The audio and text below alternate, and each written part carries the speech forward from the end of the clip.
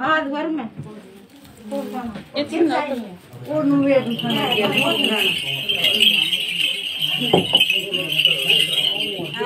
Ana bir top salar. Ama o konuya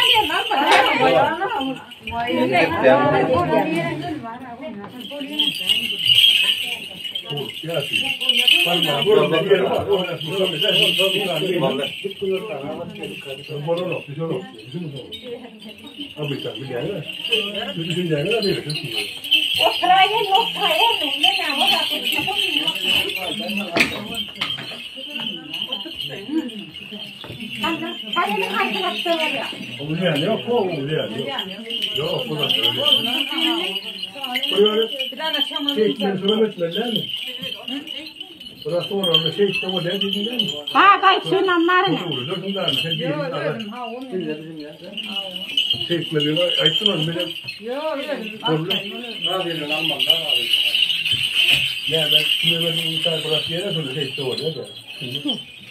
Hani yuvan yok tarafına. Hay taraftan var hay taraftan. Ne diyorsun zaten? Boş durum. Sakin.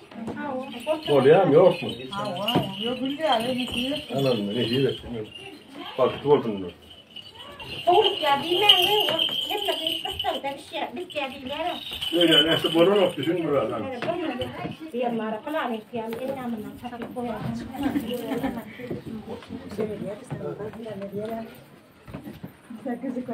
Borun yok. Yaşma.